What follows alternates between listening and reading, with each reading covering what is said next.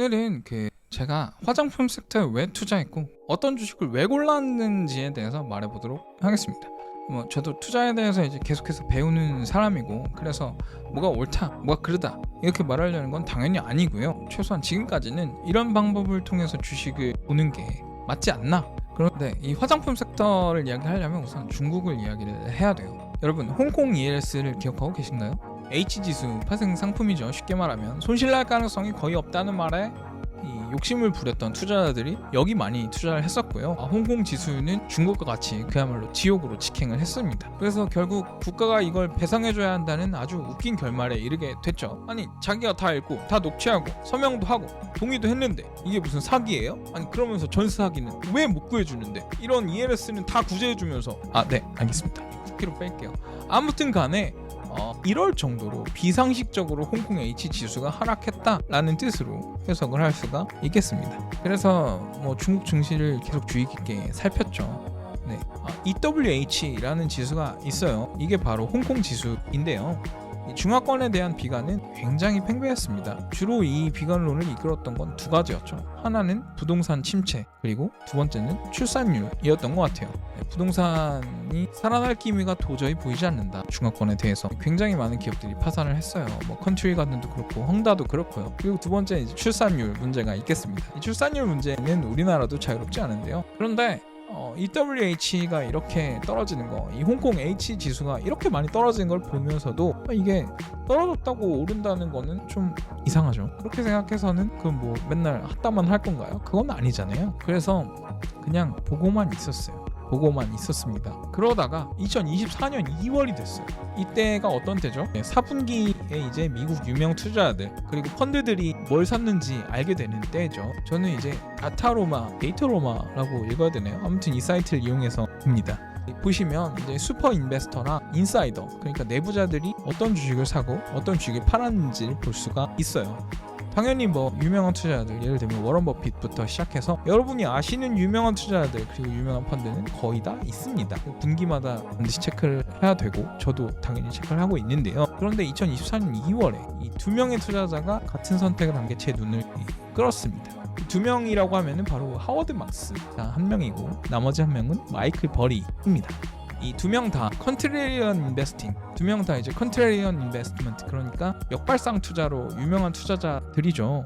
이 둘이 뭘 샀냐 하면은 알리바바 그리고 징동을 샀어요. 둘 다 샀어요. 사실 이때 처음 산 건 아니죠. 2023년 3분기부터 사기 시작했단 말입니다. 근데 이때 사기 시작해서 4분기에도 또 샀다는 거예요. 그러니까 이유가 뭐든 간에 이 두 역발상 투자자들이 중국이 저점 근처다 라는 판단을 하기 시작했다라는 겁니다. 그러면 여기서 이걸 바로 따로 사는 것보다 그럴 수도 있겠지만 이 둘이 왜 그런 생각을 했는지 추정을 해봤습니다. 예를 들면 역공학 같은 거예요. 우선 알리바바 징동이 어떤 주식인가부터 생각을 해봐야 될 거예요. 이 두 주식은 이커머스 주식이에요. 기본적으로 많은 사업을 하고 있기는 하지만 기본적으로는 이커머스 주식이란 말입니다. 우리나라로 생각하면 이제 쿠팡을 생각하면 되세요. 그러니까 이 두 기업의 실적 그리고 주가라는 건 내수 소비가 회복하게 되면 오르게 되어 있는 구조라고 생각하시면 될 겁니다. 이 마찬가지로 비슷한 주식을 생각해보자면 루이신 커피 같은 주식이 있을 거고, 염차이나 같은 주식, 아니면 하이디라오 같은 주식 같은 외식 관련주도 있을 거고요. 아무튼 간에 이 두 명의 투자자의 생각은 이랬던 게 아닐까라는 생각을 하게 됐습니다. 중국의 내수 소비가 어떤 경로를 거쳐서든 살아날 것이다 라는 데에다가 베팅을 한 거죠. 그런데 이 시점, 시장에는 아직 비관론이 팽배한 상태였습니다. 주로 이 비관론을 구성하던 건 주로 부동산 침체로 인한 부의 자산 효과였습니다. 말하자면 집값이 오르면 실제로 돈이 안 들어와도 내가 부자가 된 것 같죠. 그래서 소비를 많이 하게 돼요. 이런 걸 이제 부의 자산 효과라고 하는데요. 제가 생각나는 대로 말하고 있어가지고 틀릴 수도 있어요.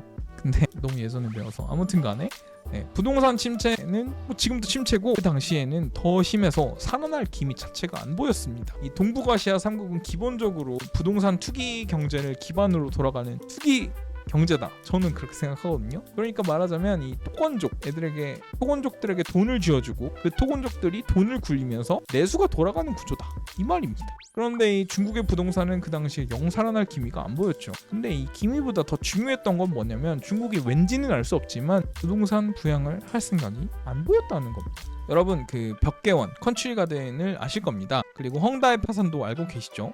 이 기업들이 중국 부동산 업계에서 몇 위 기업들인지 혹시 아세요? 이 기업들이 태영건설처럼 좀 말하자면 짜치는 그런 기업들이 아니에요. 거의 업계에서도 손꼽히는 굉장히 큰 건설 업체들이란 말입니다. 우리나라로 따지면 이게 적당한 비유가 될지 모르겠지만 대기업 건설 계열사 정도 될 겁니다. 그런데 이 기업들에 대해서 중국은 굉장히 엄격한 자세를 취했어요. 보여주지 않았다는 뜻입니다. 근데 우리나라 같은 경우에는 어떻죠? 태영건설은 업계 몇인가요? 아무튼 간에 우리나라는 태영건설에 대해서 굉장히 부둥부둥하고 있죠. 굉장히 대조적이었다라는 겁니다. 그리고 저는 사실 이런 흐름을 그때까지는 이해할 수가 없었어요. 아무튼 제가 이해할 수 없다 그래서 어떤 결론이 나는 건 아니니까 계속해서 상황을 주시했습니다. 네. 이런 가운데서도 이제 레포트도 계속 있고 중국 경제에 대한 상황도 계속 팔로우를 했죠. 텔레그램이나 아니면 증권사 레포트나 아니면 여러 가지 외신들 통해서 말이죠. 근데 이런 생각을 하면서 레포트를 읽는 거랑 아닌 건 차이가 있어요. 그러다가 어떤 차트 하나를 보게 됐습니다. 중국이 제조와 부동산 서비스업에 대해서 대출을 어떤 식으로 해주고 있는가를 보게 된 거예요. 보시다시피 이렇습니다.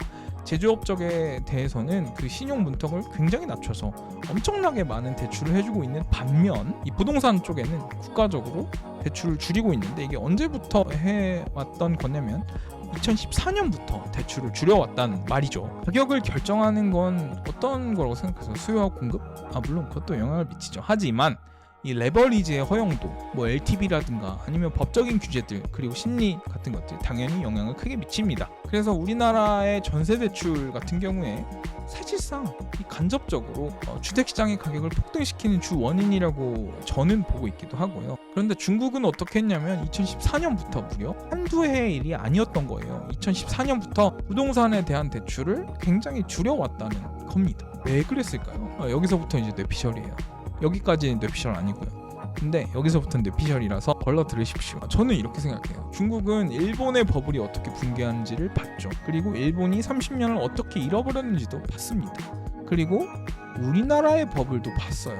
그리고 우리나라가 겪고 있는 이 기록적인 저출산 이거를 실시간으로 목도하고 있기도 합니다. 근데 한 번은 실수죠. 그리고 두 번도 실수할 수 있어요. 그런데 세 번? 세 번은 실수가 아니지. 이 부동산에 대한 대출은 뭐냐 하면 토건 경기를 살리죠. 당연히. 그래서 내수 진작 효과가 있고 또 자산 효과를 가져오기 때문에 소비를 활성화시킬 수도 있습니다. 하지만 그게 영원히 계속될 수는 없어요. 이 지나치게 오른 주택 가격은 사회의 근로 의욕을 저하시키고 근로를 통해서 부를 이루기보다는 어떻게든 한탕 투자라 불리우는 부동산 투기를 통해서 신세를 바꿔보려는 한탕주의 사회를 만들게 됩니다. 또 이걸 넘어서서 젊은 층이 가정을 꾸리고 다음 세대를 이어나가게 하는 의욕 자체를 파괴시켜버림으로써 장기적으로는 사회의 경쟁력을 떨어뜨리기도 하게 되죠. 그래서 저는 2014년부터 중국이 계획적으로 그래서 부동산에 대한 일종의 가격 억제 정책에 돌입했다고 생각해요. 그리고 택한 것이 뭐냐면 제조업에 대해서 막대한 대출을 해주는 겁니다. 지금 문제가 되고 있는 보조금이겠죠. 그래서 이런 기조가 현재의 그 초과 생산, 과다 생산이라고도 하는 이 서방에서 지적하고 있는 너네 생산 너무 많이 한다. 그리고 알리와 테무 같은 이 초저가 덤핑 같은 문제로도 이어지고 있다고 생각을 하고요. 정리해서 말씀을 드려보자면 이 부동산에 대한 대출을 계속해서 시행하는 것은 자산으로 인해서 신분격차가 정해지는 사회를 만들게 된다는 겁니다. 그래서 중국의 정책 같은 경우에는 이런 사회를 피하고 그로 인한 버블도 억제하려고 하면서 제조업 쪽에 신용을 많이 풀어준 거예요. 그러니까 이 근로의 가치를 좀 더 두게끔 신용 정책을 조절했다 이렇게 생각을 해요. 그래서 이게 맞냐? 이게 옳으냐? 그건 몰라요. 지금 하고 있으니까 모르죠. 망할 수도 있어요. 효과가 있었냐? 그것도 몰라요. 일종의 이거는 사회 실험에 가깝다고 저는 생각하거든요. 넘어가겠습니다. 그래서 시장은 이 중국의 부동산이 반등하지 않는 걸 이유로 해서 내수가 살아나지 않을 거라고 많이 생각을 했어요. 이게 바로 비관론의 가장 중요한 근거이기도 했습니다. 그렇죠. 그런데 제가 이제 펀드의 매수 현황을 보면서 말씀드렸던 것처럼 이 두 투자자, 그러니까 이 마이클 버리와 하워드 막스는 어쨌거나 어떤 과정을 거쳐서거나 이 내수가 살아날 거라는 데 베팅을 했고 그 이후로는 부동산은 아니겠죠. 제조업 위주의 이 막대한 시설 투자 그로 인한 생산이 있는 게 아닌가 하는 생각을 이때부터 하기 시작을 했습니다. 이 차트를 보고서 말이죠. 그래서 부동산을 통한 어떤 숫자 뻥튀기가 아니라 제조업에다가 돈을 굉장히 많이 부어서 그래서 수출을 엄청나게 해서 활로를 찾겠다는 거 아닐까? 뭐 이런 생각 말입니다. 그래서 자, 여기까지 생각을 했고 그 다음에 중국의 내수가 살아난다고 만약 가정을 하면 어떤 자산군들이 영향을 받을까? 라는 것으로 이제 스텝을 옮겨봤습니다. 그리고 주식을 탑다운으로 골라봤죠. 뭐 미국 주식 중에서도 몇 개 골랐는데 오늘은 이제 화장품 섹터에 대해서 말하고 있으니까 여기에 집중을 해보겠습니다. 우리나라가 중국에 파는 것 중에서 가장 중국 내수 소비에 민감한 것들을 일단 몇 개 추려봤어요. 그건 이제 어떤 것들이 있냐면 당연히 화장품도 있고요. 그리고 이제 엔터도 있고요. 그리고 이제 뭐 D램 이런 것들도 있을 겁니다. 그런데 이 반도체는 그 2024년 초 이때 이미 어느 정도 회복 가도를 달리고 있는 상태였어요. 이런 걸 볼 때는 산업 ETF를 활용하면 참 좋습니다. 이 타이거 화장품 지수를 보면 우리나라 화장품 지수는 2020년 1월 그러니까 코로나가 일어나지 않았을 때보다도 좋지 않았어요. 그렇다면 이때 화장품 섹터의 실적은 어땠는가? 실적은 반등하고 있었습니다. 그러니까 이 두 가지가 상충하고 있었다는 거예요. 그러니까 가격은 2020년보다도 낮은데 실적은 이미 그때를 초과했다는 거죠. 그러니까 이런 상태를 두고 싸다고 말할 수 있는 겁니다. 화장품이라는 섹터는 어떤 섹터인가요? 화장품은 2016년을 기점으로 해서 계속해서 하락해왔습니다. 2016년에는 어떤 일이 있었던지 아시죠? 바로 이제 사드가 있었던 해고 사드 사태가 이때를 기점으로 해서 굉장히 많은 대중국 산업들이 꺾였습니다. 소위 피크아웃을 했죠. 화장품이 대표적이었고요. 당연히 그 이후에 이어졌던 한한령 때문에 게임이나 엔터, 당연히 그 이후에 한한령 때문에 게임이나 엔터 등도 이때가 고점인 경우가 굉장히 많습니다. 화장품 산업은 게다가 이 코로나라는 전염병도 터져버렸어요. 그러니까 설상가상의 셈이죠. 그래서 한마디로 말하면 지옥에 갔습니다. 근데 이번 여름은 어떤 여름이죠? 이제 진짜로 끝났잖아요. 코로나가 그렇다는 거죠. 그리고 이 중국이 우리나라의 화장품을 사주지 않으면서 이 화장품 업계 자체적으로도 미국이나 일본 등으로 수출 활로를 뚫는 노력을 굉장히 많이 하게 됐습니다. 그리고 동시에 이 K-엔터 드라마 같은 것들, 예를 들면 오징어 게임 같은 거 기억나시죠? 이런 것들이 서구권에서 인기를 얻으면서 자연스럽게 K-뷰티 쪽으로 노출이 생기게 됐습니다. 그러니까 중국이 아니더라도 실적이 좋아지는 시점이 온 거죠. 이 모습을 굉장히 지박적으로 나타내주는 회사의 주식이 바로 실리콘2라는 회사가 있고 이 회사의 주식이 있습니다. 이 실리콘2는 스타일 코리언이라는 홈페이지를 운영하는 회사예요. 그리고 중소 화장품 업체들이 미국에 수출할 때 일종의 플랫폼, 창구 같은 역할을 합니다. 그래서 엄청나게 빠른 실적 성장과 함께 주가도 거의 30배 폭등을 했거든요. 그런데 이번에는 이야기가 좀 달랐어요. 이 중국의 내수 회복에 베팅을 한다며 이런 미국과 일본에 파는 화장품 회사가 아니라 중국에 아직 팔고 있는 화장품 회사를 골라야 됐단 말이에요. 그래서 예를 하나 들어볼게요. 에이블 CNC, 여기 있는 미샤를 운영하고 있는 회사입니다. 이 에이블 CNC 같은 경우에는 원래는 중국에 굉장히 많이 팔던 브랜드예요. 그런데 2016년 이후, 그러니까 이 사드 사태 이후에는 미국과 일본에 많이 파는 걸로 이 사업을 전환을 했습니다. 그래서 이제는 일본에서 꽤 대중적인 브랜드가 됐고요. 미국에서도 뭐 성공을 하고 있고, 하지만 이번 스토리에는 딱 맞는 기업은 아니라는 거죠. 그래서 이 토니모리라는 기업을 봤어요. 이 회사 같은 경우는 아직도 중국에 꽤 팔고 있는 회사입니다. 그리고 실적을 봤을 때 턴어라운드도 하고 있었어요. 그러면 뭐 간단했죠. 토니모리를 사면 되니까요. 그래서 샀습니다. 그리고 이게 트레이딩 기록이고요. 그리고 저는 화장품 섹터에서는 두 개의 기업을 샀어요. 토니모리와 선진 뷰티 사이언스, 이 두 개만 딱 샀습니다. 그리고 지금 현재는 선진 뷰티 사이언스, 그러니까 오늘이 6월 13일이네요. 6월 13일 기준으로는 선진 뷰티 사이언스를 갖고 있어요. 그래서 토니모리 같은 경우에는 이때 트레이딩 기록을 보시면 이때 팔았고요. 주식은 소설이 아니라서 화장품이 좋다고 해도, 화장품 섹터가 좋다고 해도 다 같이 오르는 거는 아니에요.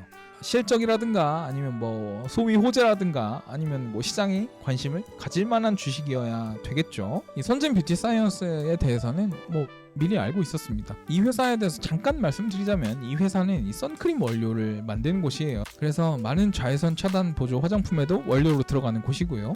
그런데 이 소재라는 걸 이해하실 필요성이 있는데요. 소재라는 건 뭐냐면 어떤 산업군에서든 이 소재에 대한 기술적 혜자가 있다면 이 섹터가 호전할 때 가장 크게 레버리지를 받는 것이 바로 이 소재, 원료입니다. 이 선진 뷰티 사이언스의 경우 특징이 뭐냐면은 얼마 전에 장학 쪽에 공장을 증설했다는 거예요. 이 공장 증설이 의미하는 건 뭐냐 하면 경영진의 자신감을 의미합니다. 그러니까 여러분이 경영진이라고 생각을 해볼게요.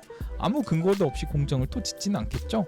그러니까 주문이 미어 터진다. 그러니까 납품 계약이 있는데 지금 시설로는 좀 부족한데 이럴 때 공장을 증설을 한단 말입니다. 물론 모든 경우에 이 공장 증설이 호재는 아니에요. 하지만 그래도 이 산업이 턴어라운드 할 때의 증설은 호재라고 생각을 할 수가 있는 거겠죠.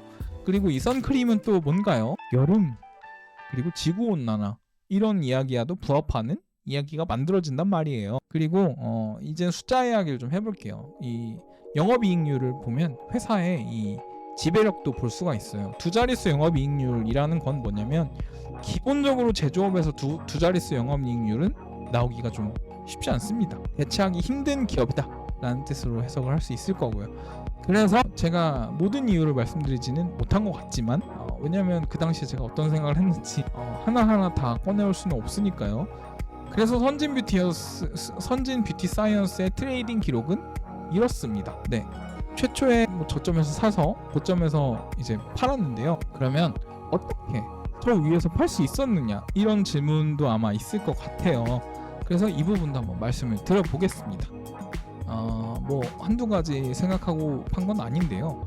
일단 생각했던 건 역시 이 화장품 섹터의 움직임이었습니다. 역시 여러분 선진 뷰티 사이언스라는 기업을 들어본 적이 있으세요? 없으시겠죠. 이런 화장품 소재 주식까지 온기가 뻗친다는 건 뭐냐면 이미 이 섹터 자체가 굉장히 강하게 움직이고 있다는 뜻입니다. 이럴 때는 이 섹터의 정점과 개별 주식이 같이 피크아웃하는 경우가 많아요. 적어도 단기적으로는요. 그래서 계속해서 이 선진 뷰티 사이언스나 토니모리를 갖고 있으면서도 화장품 타이거 지수를 계속 관찰했습니다. 이때 이 시점 제가 팔 때 이 지수는 굉장히 강한 저항에 부딪혔던 때예요. 따라서 이 지점까지 가격이 오게 되면 이 화장품 섹터에 투자하고 있는 투자자들이 고민을 하게 됩니다. 실적은 잘 나왔는데 이거보다 더 올라갈 수 있을까 주식이? 아니면은 뭐 이거 단기적인 걸까? 이런 식 고민을 한단 말이에요. 더 근본적으로는 중국의 내수 회복 스토리를 믿을 수 있는 건가? 바로 이런 긴가민가한 순간에 마주치게 됩니다. 그러면 이 섹터 자체가 저항에 부딪히게 되는 순간이라고 할 수 있는데요. 그러면 고민 안 하셔도 돼요. 네, 그냥 하시면 됩니다. 전혀 어려울 게 없죠. 네, 그래서 뭐 이런 식으로 생각을 해서 트레이딩을 했고요. 하지만 그러면 이제 이 섹터 자체가 더 갈 것인가 안 갈 것인가는 기본적으로 이 중국의 내수 회복 스토리를 믿을 수 있는가 없는가에 달려 있어요. 그래서 이 부분에 대해서 여러분들이 뭐 개인적이거나 아니면 뭐 의견을 얻을 수 있는 뭐 증권사 레포트라든가 산업 레포트라든가 뭐 아니면 경제 레포트라든가 뭐 이런 것들을 참조를 해서 결정을 내리시고 베팅을 하면 되실 것 같네요. 네, 뭐 선진 뷰티 사이언스에 대해서 뭐 샤라웃을 하는 건 아니고요. 제가 어떻게 화장품 주식을 고르게 되었는가, 그리고 이 섹터에서 어떤 주식을 샀는가, 뭐 이런 거, 그리고 어떻게 언제 팔았는가, 뭐 그리고 다시 왜 샀는가, 뭐 이런 거에 대해서 말씀을 드려보려고 영상을 좀 찍었고요. 덥네, 덥다, 말을 너무 많이 했다. 다음에 그러면 또 올게요.